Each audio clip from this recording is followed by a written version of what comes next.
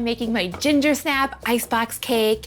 To get started, I'll make my go-to Gingersnap recipe. I'll start with 1/2 cup of softened unsalted butter, 3/4 cup of sugar. I'll get this beating while I combine my dry ingredients.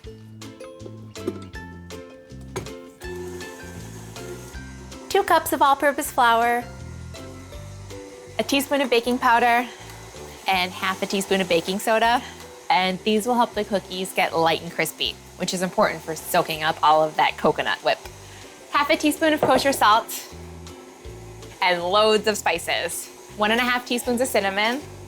Of course, a Gingersnap has to have ginger, so 1½ teaspoons of ground ginger, 1/2 teaspoon of cloves, and 1/2 teaspoon of allspice. All of these together are just gonna make these cookies explode with flavor. So I'll whisk this up. Typically, icebox cakes are made with chocolate cookies and whipped cream, but I adore coconut whipped cream, and what goes well with coconut is ginger snaps and lime. Those are the flavors going on here, and it is a total party for my mouth. Okay, I'll set these dry ingredients aside and grab an egg and molasses. An egg will hold everything together. I'll add this right into the butter and sugar mixture. 1/3 cup of molasses, which helps ginger snaps get their signature golden color. This molasses smell is reminding me of gingerbread, people. And now that this is combined, I'll gradually add my dry ingredients.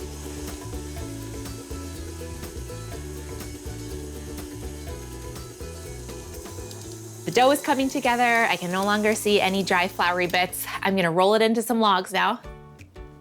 I have a couple of sheets of parchment paper to wrap up the dough. I'll just plop 1/2 of the dough onto my first sheet, and then I'll sort of nudge it into a log shape. And then I'll fold the parchment paper over the dough. Then I'm gonna use my bench scraper to press it into a longer, skinnier log. And now shaping this way makes it easier to work with such a soft, sticky dough.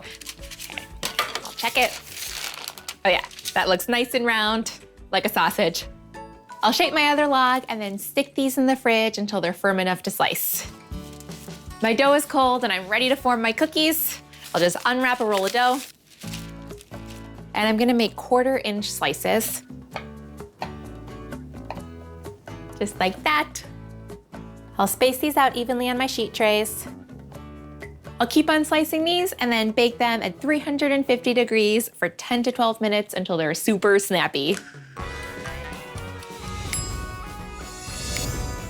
My Gingersnap cookies are cooling, and now I'm whipping up my coconut cream, which is gonna be the glue that holds this cake together. I start by beating up 2 cans of coconut milk to medium stiff peaks, then add in a little powdered sugar for extra sweetness, some vanilla extract, kosher salt, lime zest for some acidic tang, ground ginger to complement the snaps, and mix everything up until it's fluffy and smooth.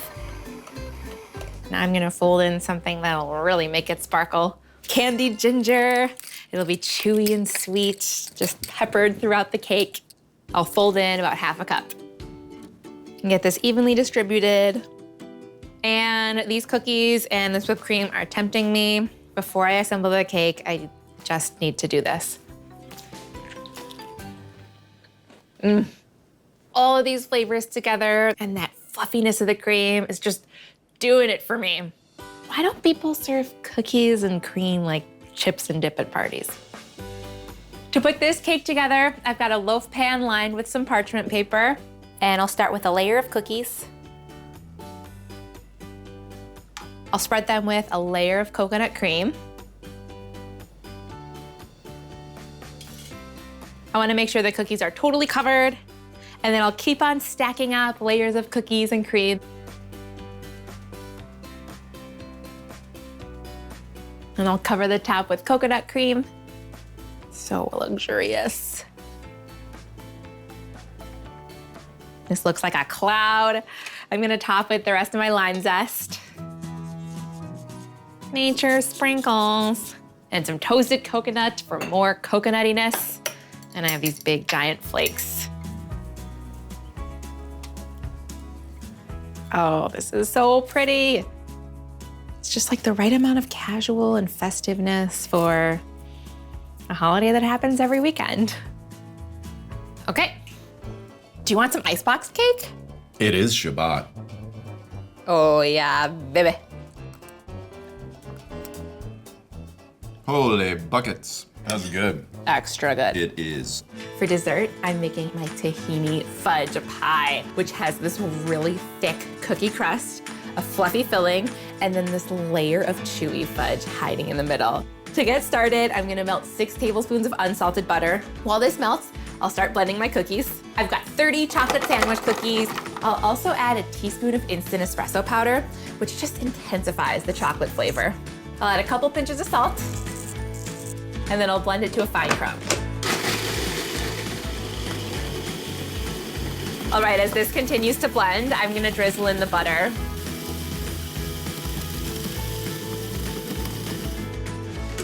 Oh yeah, I've got a 9-inch pie plate here. I like a thick pie. I'll just pour the crust right in. I'll spread it out evenly. I wanna make sure it goes all the way up the sides and pack it firmly. I just love the texture of a firmly packed crust. Okay, this crust looks great. I'll stick it in the oven at 350 degrees for 6 minutes, and while that bakes, I'll get started on my decadent fudge. I'm gonna melt a stick of butter, then add 1 cup of sugar and 1 cup of unsweetened cocoa powder, a teaspoon of instant espresso powder to punch it up. I'll add a good pinch of salt to bring out all these flavors, and then half of a cup of heavy cream. We'll make it really rich and creamy. And stir to combine. Okay, this fudge is glossy and gorgeous. I'm gonna check if my pie crust is ready. Oh, it smells heavenly. I'm gonna add my layer of fudge now. I'll pour this right in, but I'm gonna save some to swirl on at the end. Oh yeah. This is gonna be the best surprise in the bottom of the pie. I'll let this set in the fridge and then work on my final step, the creamiest step, my tahini filling.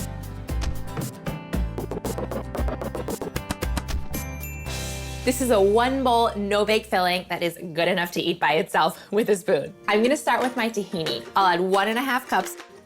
It adds that delicious sesame flavor. I'll also add 4 ounces of softened cream cheese for that delicious tanginess, 1.5 cups of powdered sugar, and then half a teaspoon of ground cinnamon, a teaspoon of vanilla extract, and then a good pinch of kosher salt to bring out all these flavors.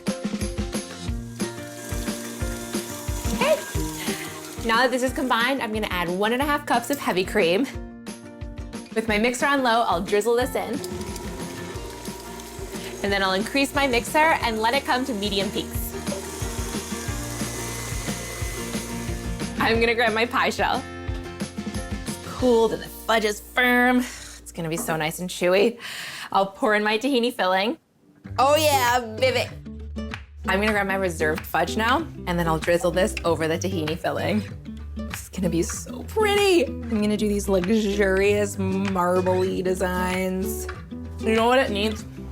Flaky salt, just for a little sparkly on top. Yes! Talk about pie perfection. Today I'm making my almond tarts, which have a buttery cookie shell and a dense nutty filling, and then they're covered with pink raspberry glaze. I'm gonna start by making the shell. I'll build it all in my food processor. I'm gonna start with 1 3/4 cup of all-purpose flour, 1/3 cup of sugar, half a teaspoon of kosher salt. I'm gonna pulse the dry ingredients to combine just a couple of times. I've got 3/4 cup of unsalted butter that's cold and cubed. I want it cold so that the tart stays light and crumbly. And I'll pulse it together to incorporate the dry ingredients until the butter is pea-sized. Looks good. And now I'll bring the dough together with 2 egg yolks. And I'm gonna reserve the egg whites for the filling, and the yolks will just make these nice and rich, in addition to all the butter.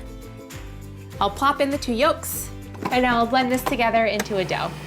And you know it's done when it starts to form a ball, just like this. I'll turn it out onto my counter and then pat it out into a disc. And grab my plastic wrap. I'll wrap this up tightly, and then it's gonna refrigerate for at least an hour, and then it'll make the most buttery, delightful tart shells. My dough has rested, and now I'll form my tart shells. I'm gonna dust my counter with a little flour so it doesn't stick. And I'm gonna roll it out until it's about 1/4 inch thick. This looks nice. I've got a standard cupcake tin that I've greased and a 3-inch biscuit cutter. And I'll cut out a circle, I'm gonna gently press it into the cupcake tin. And then because the 3 inches doesn't actually cover the full tin, I'm gonna use my fingers to press it so that the dough comes all the way up to the top. And this is gonna be the perfect holster for the almond filling. I'll continue to shape these and then they're gonna set in the freezer while I make my filling.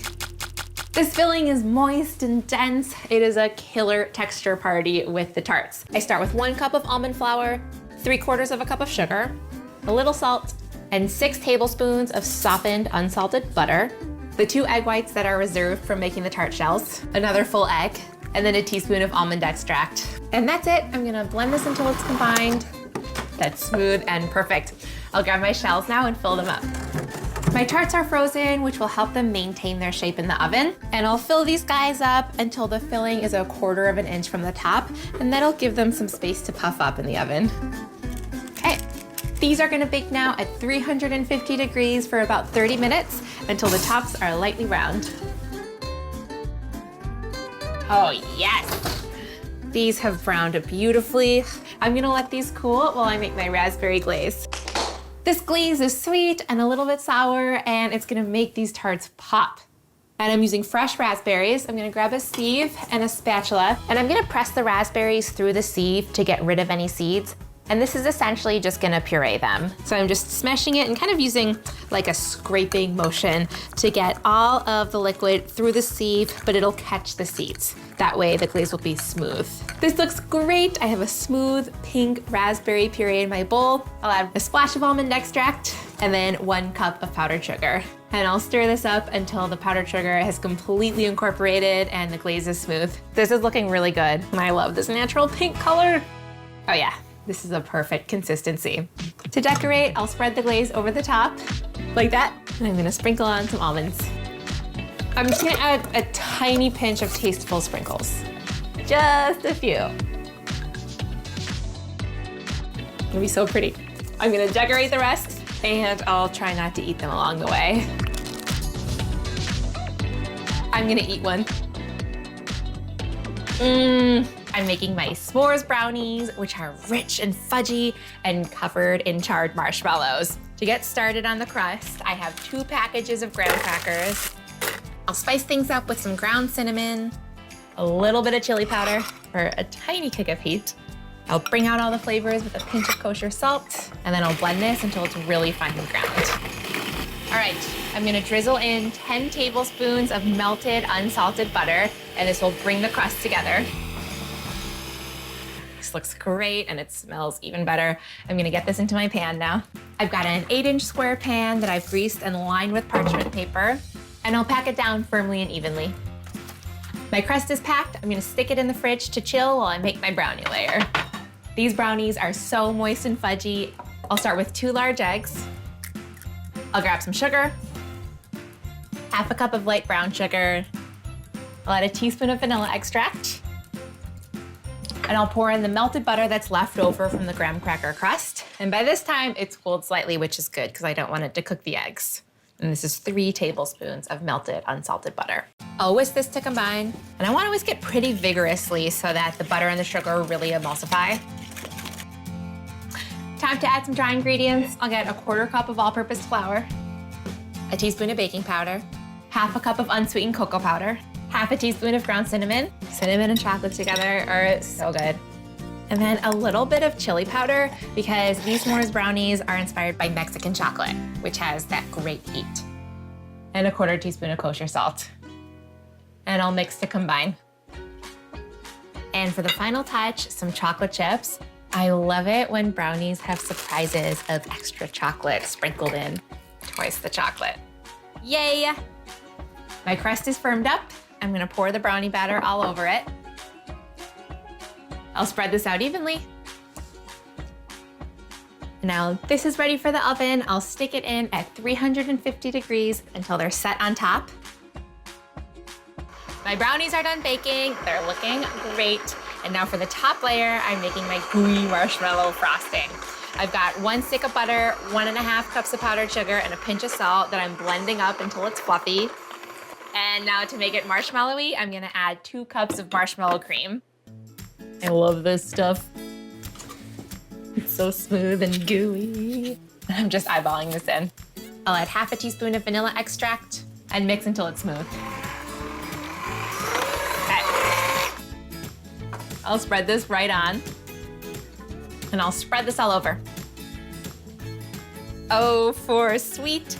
I'll stick this in the fridge to firm up, and then I'm gonna go find Nick because I need some help charring up my marshmallows. I found my torch man.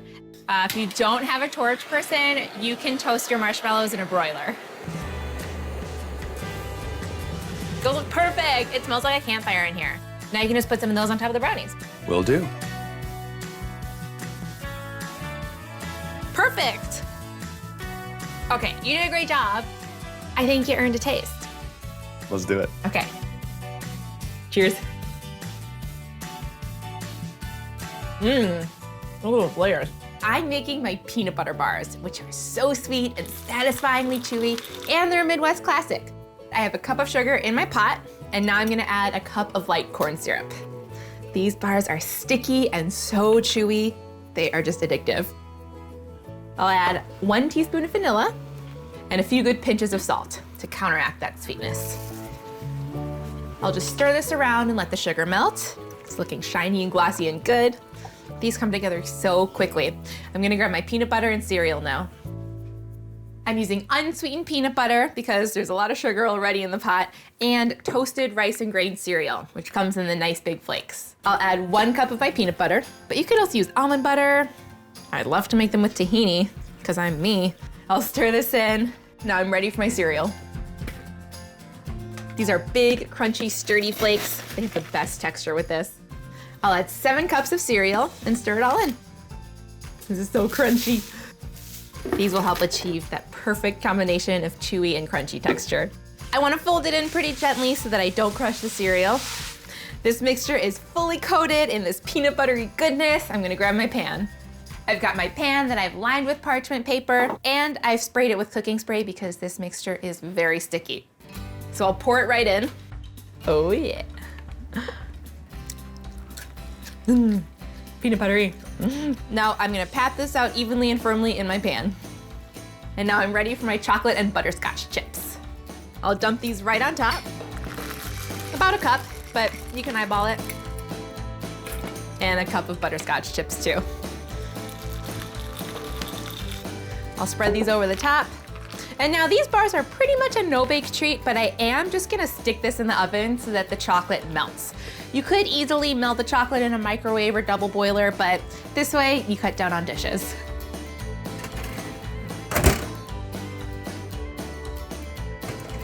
Oh yeah.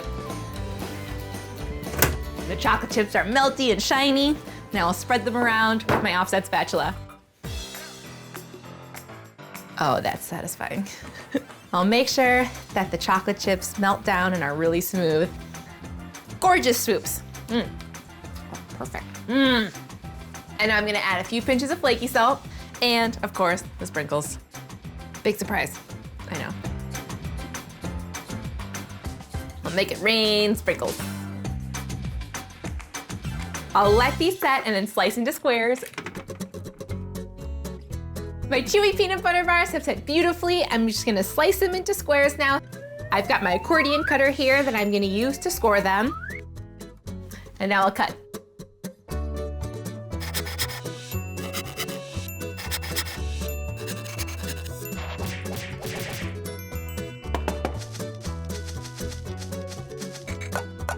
I am making my s'mores slab pie, which is buttery and flaky. It's perfect for a crowd. So to get started, I'm gonna make my crust. I'm gonna grab 2½ cups of all-purpose flour, and then I'm also gonna add 1¼ cups of whole wheat flour.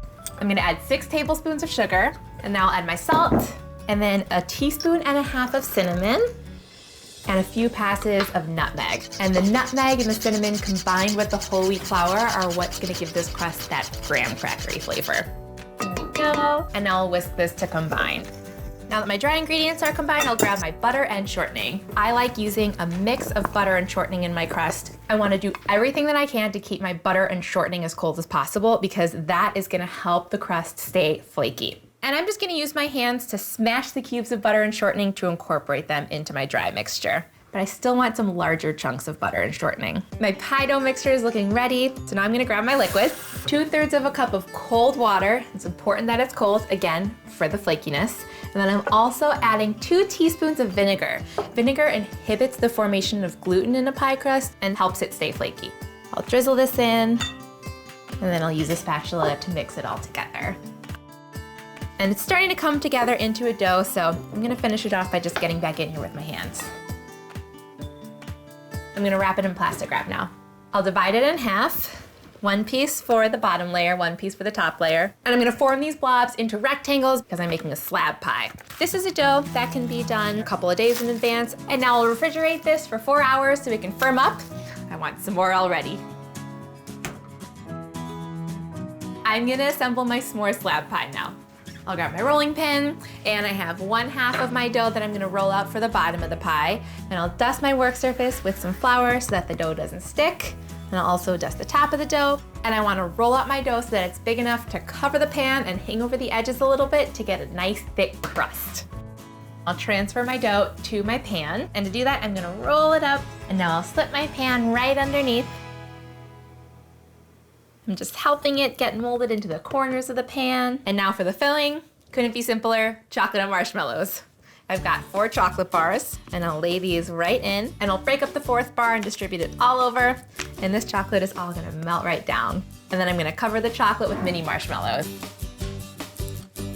I'll spread my marshmallows all over the chocolate, and now I'll grab my other half of the pie crust to roll out for the top. So I'll roll this out just like I rolled out the bottom layer of crust. Okay, this top crust is looking ready, and I'm going to gently transfer it to the top of the pie. Woo! All right, now I'm gonna go around and pinch the edges to seal, and then I'm gonna grab my scissors to trim off any excess edges. And now my favorite part, I'm gonna use my fingers to make a crimping pattern on the edge. And I'll brush this all over with a thin layer of egg wash, and that'll help the top of the pie get shiny. And then the last thing I'll do before I'll bake this is I'm gonna poke a few holes in the top with a fork, just to release the steam. This is gonna bake at 400 degrees for 40 to 50 minutes until the top is golden, and I cannot wait to eat this. This is stunning, and it already smells like camp in here. Okay, I'm gonna let my pie cool while I make my chocolate glaze. I'll grab some milk and cocoa powder, and now I'm gonna add 3 cups of powdered sugar to my bowl. 3/4 of a cup of cocoa powder, some salt, and 6 tablespoons of whole milk. And now I'll mix it until it's smooth. And I'm looking for a thick, spreadable consistency. This is perfect. It's ready to go on my pie. Okay, I'm gonna use an offset spatula now to zhuzh it around. I like getting nice big swoops in the glaze. Oh, it's so glossy and gorgeous. Okay, sprinkles time. I have these cute sprinkles that have little tiny marshmallows in them. I'll sprinkle these all over. It's so great. It's like a big fancy s'more. I'm making one of our favorite recipes, pumpkin pie, which is rich and custardy and has incredible depth of flavor because I make a cooked filling and then I put it into a pie crust and bake and decorate with fresh whipped cream. So to start, I'll take my 1 can of pumpkin and I'm gonna add it to a saucepan. I'm gonna add 1/3 of a cup each of granulated sugar and brown sugar, and 1/4 cup of maple syrup for my 3rd type of sugar, and that's just gonna mean more dimension of flavor. I'll season with a teaspoon of salt, and now I'm gonna cook this stirring until it's glossy and thickened, and that's gonna allow the sugars to melt and caramelize. This is smelling really good. I'm gonna grab my heavy cream and milk. I'll add 3/4 of a cup of each of these. And one thing that I find so uniquely delicious about this pie is that you can actually taste the milky richness of it. And I'm using the combo so that it's really rich, but not overly rich. I'm gonna switch to a whisk now so I can whisk it all in. And now I'm just gonna heat this until the milk gets steamy. I don't wanna bring it to a boil and scald the milk. This is looking so creamy already. As this heats up, I'm gonna crack in my eggs. I've got 3 whole eggs and 2 egg yolks for added richness. So now anytime you want to incorporate eggs into a hot mixture like this, you've got to temper them, and that means warming them up gradually. Because if I were to just crack them in, they would scramble and the texture would not be smooth. I'm gonna grab a ladle. This always takes some coordination, but I'm gonna add a little bit of the hot mixture as I'm whisking the eggs. And this is essentially gonna gradually cook them while maintaining their smooth texture. My egg mixture is warm to the touch, and that's how I know it's ready to be added back into the pot. So with one hand, I'll drizzle it in, and with the other hand, I'm gonna continue to whisk. Perfect. I'm gonna continue to cook this while it thickens, and in the meantime, I'll grab my spices. I've got cinnamon and nutmeg, and pulling out the fancy vanilla beans. Oh, they smell so good. So I'm gonna slice it in half and just scrape out the pods. And I'm gonna use the blunt end of my knife to scrape them out. And this is gonna add fancy vanilla flavor and really pretty speckles. Okay, I'll scrape this into the filling. A little really goes a long way. And then I don't like to add too many spices, just enough to enhance the pumpkin flavor. So half a teaspoon of cinnamon and a 1/4 teaspoon of freshly grated nutmeg. I'll whisk this in. I love being able to see the speckles of the spices and the vanilla bean. My filling is done. I'll grab my crust, which is blind baking in the oven. This is just my go-to pie crust. Flour, sugar, and salt, blended with cold butter, and then formed into a dough with a little apple cider vinegar and ice water. I rolled it out and crimped the edges. This is beautiful. I'm gonna taste the filling before I add it in, just in case I wanna make any adjustments. Yum. There are so many things going on in that filling, and they all just mesh together in the most beautiful way. I'm gonna pour this into the crust, and I'm gonna bake this at 375 degrees for 30 to 40 minutes until the outside is set, but the center is still a little jiggly. That's how you prevent it from cracking.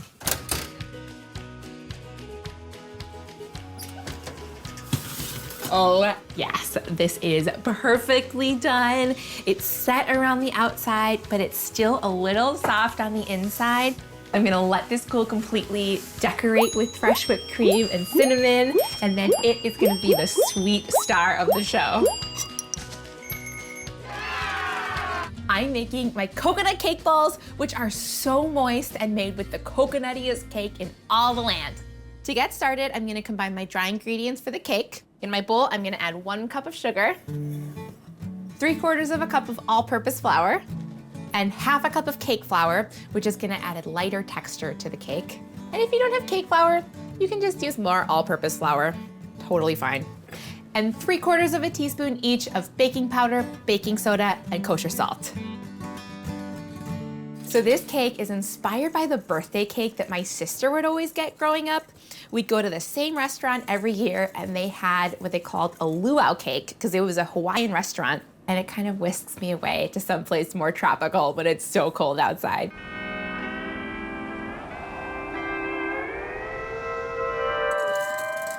My dry ingredients are combined. Now I'll mix up the wet ingredients. In my big measuring cup here, I'm gonna add 1 cup of full-fat coconut milk. And I want my coconut milk to be at room temperature. I don't want it to be cold because I'm gonna add a 1/4 cup of coconut oil, and if it gets too cold, it'll firm back up. I'll add 1 large egg. Next, I'll grab my extracts and a lemon. I've got vanilla extract, which is gonna add more depth of flavor. I'll add 1 teaspoon of that, 1/2 teaspoon of coconut extract. And lastly, I'm gonna add 1 tablespoon of lemon juice, and that's gonna react with the baking soda in the dry mixture to make this cake extra fluffy. And I'll whisk this to combine.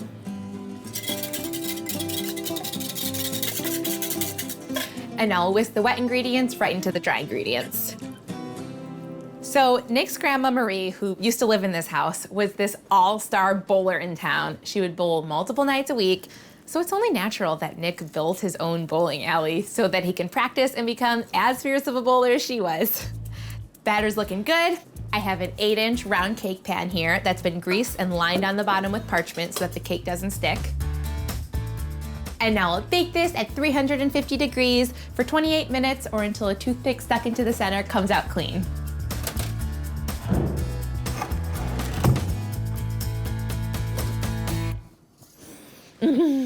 There is no smell better than a freshly baked cake. I'm gonna let my cake cool now as I make my unbeatable, but you have to beat it, coconut frosting. This is my go-to American buttercream, but instead of using heavy cream in it, I'm gonna use coconut milk to amp up that coconut flavor. I'll start with 1/2 cup of softened unsalted butter, and I'll add 1 cup of powdered sugar. I'll give it a pinch of salt, and then mix this until it's creamy. I'll start it off low so that the powdered sugar doesn't go flying everywhere. And once it's starting to get crumbly, I'm gonna increase the speed to medium so that I can get smooth. Okay. And now I'll add 2 tablespoons of coconut milk and half a teaspoon of vanilla extract. I'll mix to combine. And that is looking fluffy and good. Now I'm gonna crumble the cake directly into my bowl.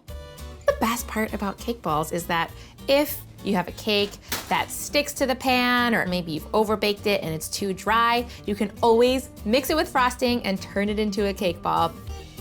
You can't have a coconut cake without actual shredded coconut, so I'm gonna add half a cup of that right to the bowl as well. And I can eyeball this. At this point, it's no longer rocket science. I wanna mush it up so that the frosting helps bind all of this crumbled cake and the coconut together. And it still looks kind of crumbly in my bowl, but I know that it's ready because if I pinch a piece off and I smash it together, it holds its shape. This looks like the perfect taste.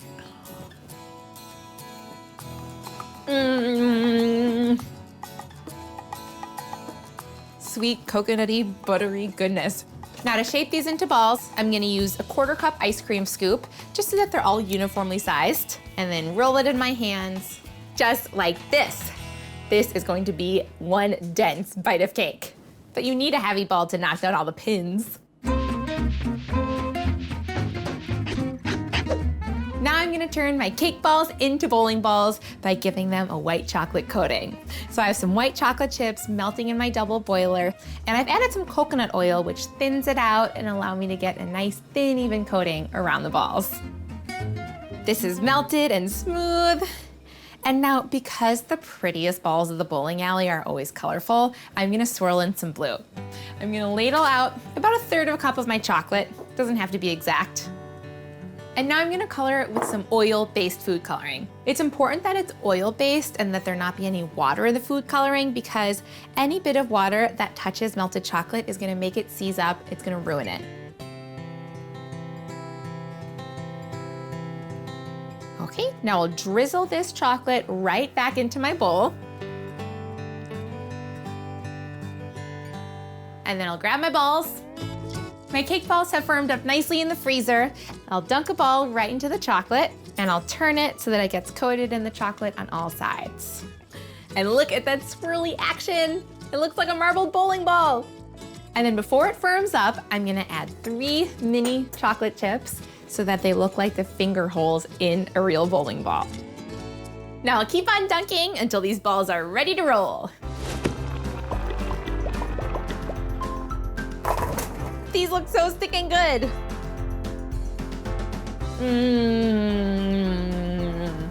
For dessert, I'm making my oatmeal cream pies, which are sweet and chewy and dangerously good. One bite and you're a kid again. I'll start with my cookie dough. I'll combine my dry ingredients. 1 3/4 of a cup of rolled oats. Honestly, the only thing better than an oatmeal cookie is 2 oatmeal cookies with cream cheese filling in the center.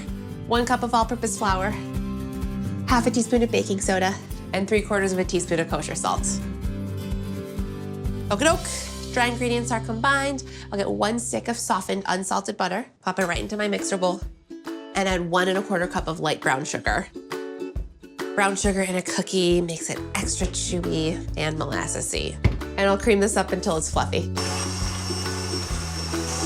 I'll crack and add 1 egg. I'll drizzle in 1 tablespoon of molasses to boost that molasses flavor from the brown sugar, and also add a little bit more chew.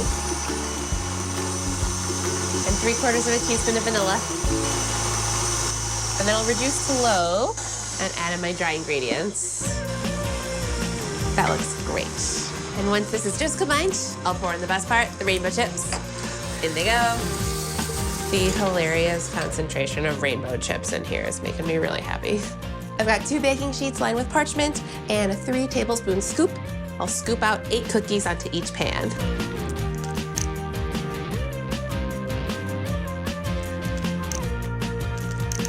Okay, last cookie going on. These are ready for the oven. I'll get them in at 325 for 12 minutes. And in that time, I'll get going on their creamy filling. I can't wait. This is basically a cream cheese frosting with an added bonus of coconut oil. It's a nod to the classic nostalgic shortening that you usually find in oatmeal cream pies, but I love the extra coconutty vibe that it adds. I've got 6 ounces of softened cream cheese in my bowl. The tanginess is what keeps me going back for more bites. Half a stick of softened, unsalted butter, and a 1/4 cup of unrefined coconut oil at room temperature.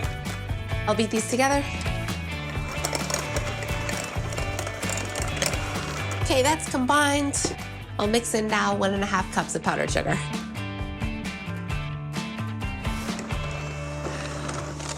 I'll scrape the sides to make sure all the powder gets incorporated. I'm gonna add some salt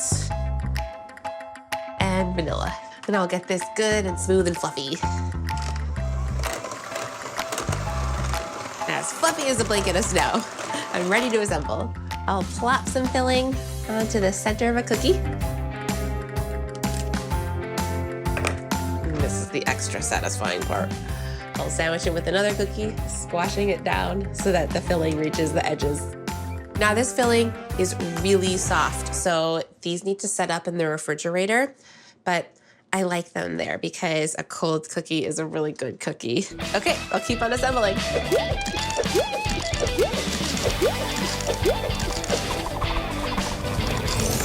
Well, I won't say snow to these.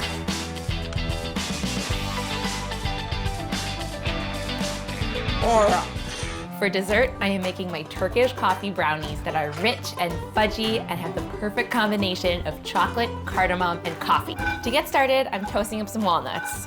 These are looking great. They've been in my pan for a few minutes now and they've gotten lightly browned.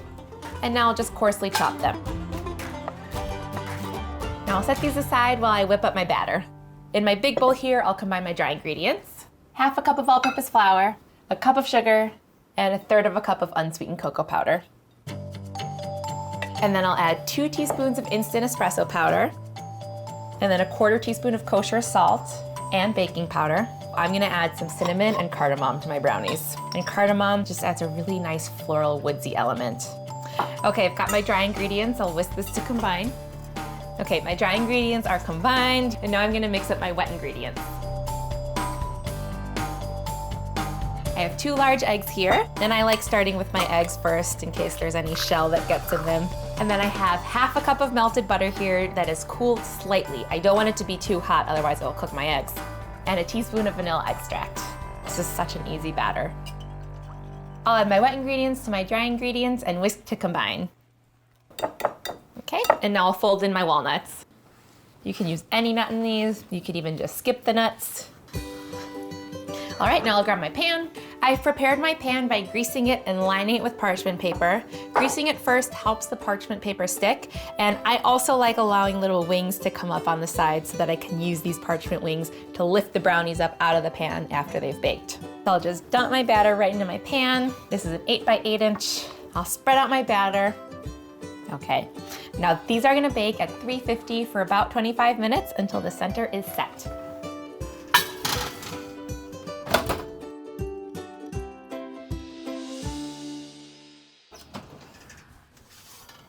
I'm gonna let these cool now while I make my chocolate coffee glaze. I'll start with 1 cup of powdered sugar, 3 tablespoons of cocoa powder, a pinch of kosher salt, and then I'm also gonna add some cardamom to the glaze as well. Just a little bit goes a long way. And then I'm gonna add 3 tablespoons of melted butter, a tablespoon of coffee, and it could be freshly brewed or cold. You've gotta have coffee in the glaze and the brownies. And a tablespoon of honey will make this glaze glossy. And then just a splash of vanilla, and now I'll whisk this until it's smooth. Okay, this consistency is perfect.